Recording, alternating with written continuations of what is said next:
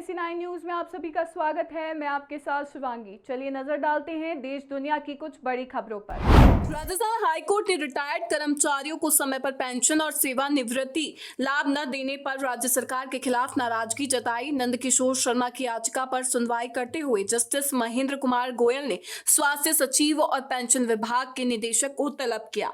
शर्मा, जो 30 अप्रैल 2023 को वरिष्ठ नर्सिंग अधिकारी के पद से रिटायर हुए, को क्लीन चिट सर्टिफिकेट के बावजूद पेंशन और ग्रेजुएटी नहीं मिली। कोर्ट ने कहा कि विभागीय लापरवाही के कारण ऐसे मामलों की बाढ़ आ गई है। सरकार से पूछा गया कि लाभ में देरी क्यों हुई और जिम्मेदार अधिकारियों पर क्या कार्रवाई की गई।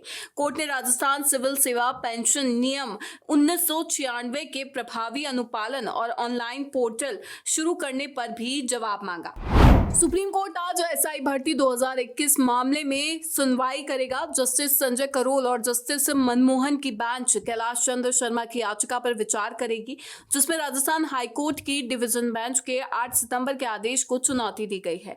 इस आदेश ने हाईकोर्ट की एकल पीठ के 28 अगस्त के भर्ती रद्द करने के फैसले पर रोक लगाई थी। चयनित अभ्यर्थियों ने केवियट दायर की है। याचिकाकर्ता की ओर से अधिवक्ता ऋषभ संचेती ने 4 आधारों पर डिवीजन बेंच के फैसले को चुनौती दी, जिसमें एसआईटी रिपोर्ट की प्रामाणिकता पर सवाल उठाना शामिल है। एकल पीठ ने ट्रेनी एसआई की फील्ड ट्रेनिंग पर रोक लगाई थी, जिसे डिवीजन बेंच ने हटा दिया। याचिकाकर्ता का तर्क है कि एक खंडपीठ दूसरे के आदेश पर रोक नहीं लगा सकती। पूर्व मुख्यमंत्री अशोक गहलोत ने मंगलवार को जयपुर में एक प्रेस कॉन्फ्रेंस में 2020 के मानेसर प्रकरण पर बड़ा बयान देकर राजस्थान की सियासत में हलचल मचा दी। उन्होंने कहा कि फाइनल रिपोर्ट लगने से कोई केस खत्म नहीं होता जब तक हाईकोर्ट एफआईआर को रद्द ना कर दे। गहलोत ने 2020 में कथित तौर पर उनकी सरकार गिराने की साजिश को थियोरेटिकल नहीं बल्कि प्रैक्टिकल करार दिया।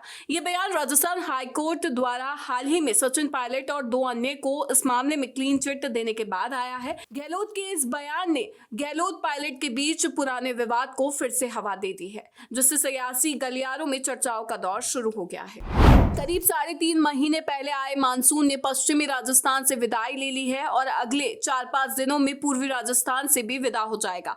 मौसम विभाग के अनुसार विदाई से पहले प्रदेश के कई हिस्सों में अंतिम बारिश हो रही है।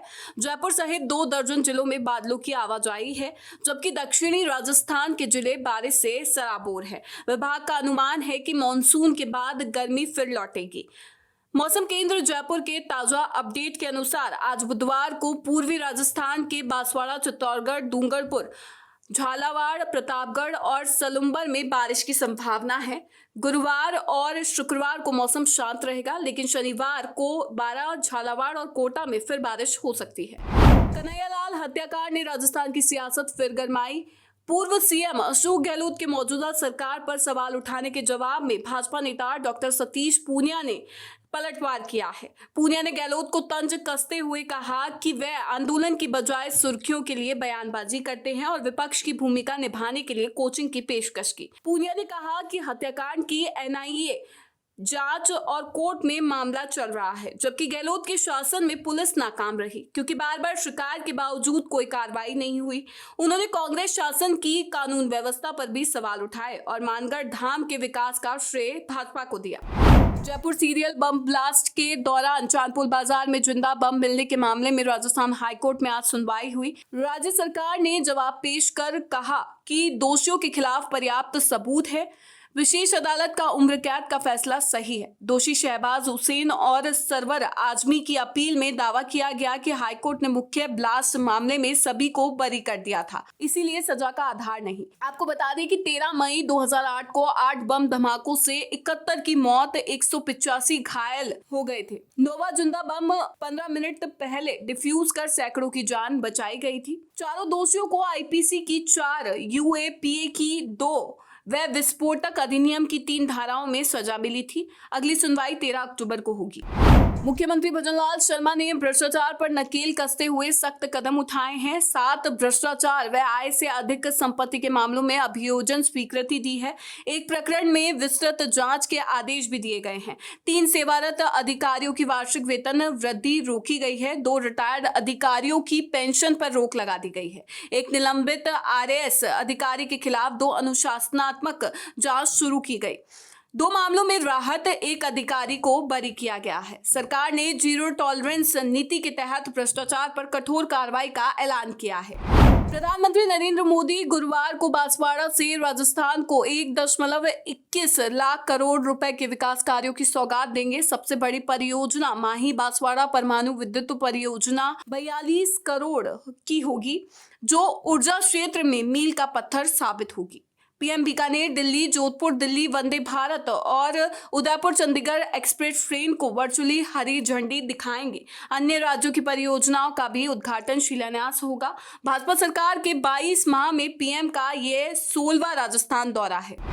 डी के श्री जड़खोर गोधाम में श्री कृष्ण बलराम गो आराधन महोत्सव के दौरान वृंदावन के श्री मलुका पीठाधीश्वर स्वामी राजेंद्र दास महाराज ने व्यसनों पर कड़ा प्रहार किया। उन्होंने कहा कि भगवान की विस्मृति कराने वाली हर वस्तु व्यसन है, जो ध्यान धारणा असंभव बनाती है। तंबाकू को गोमांस भक्षण के बराबर पाप बताते हुए दावा किया कि इसकी उत्पत्ति कामधेनु के रक्त बिंदुओं से हुई। भारत में इसका प्रचलन विधर्मियों ने शुरू किया। कबीर की पंक्तियों को दोहराते हुए स्वामी ने कहा कि अमली होकर करे ध्यान, गिरही होकर कथे ज्ञान, साधु होकर कुटे भग, ये तीनों ठग। नशा करके ध्यान, गृहस्थ होकर ज्ञान बांटना, वह साधु बनकर संभोग, ये तीनों ठगी है, जो भगवान स्मरण से वंचित रखते हैं। महोत्सव में मंत्री जोराराम कुमावत और जवाहर सिंह बेड़न ने भी शिरकत की। राजस्थान की चर्चित उप निरीक्षक भर्ती परीक्षा 2021 पेपर लीक मामले में विशेष कार्यबल ने बड़ी कार्रवाई करते हुए 3 प्रशिक्षु उप निरीक्षकों को गिरफ्तार किया है। एडीजी एटीएस और एसओजी वीके सिंह ने बताया कि जांच में इनकी संलिप्तता सामने आई है। गिरफ्तार आरोपियों में परमेश चौधरी, मनोहर सिंह और मनोहर लाल शामिल हैं। जांच में खुलासा हुआ कि तीनों ने पेपर लीक माफिया गिरोह से सॉल्व पेपर प्राप्त कर परीक्षा उत्तीर्ण की थी। 23 सितंबर को गिरफ्तारी के साथ ही इस मामले में अब तक 59 उप निरीक्षकों सहित कुल 130 आरोपियों को हिरासत में लिया जा चुका है। NSE9 न्यूज में फिलहाल इतना ही। आगे की खबरों से अपडेट रहने के लिए बने रहिए NSE9 न्यूज के साथ। नमस्कार।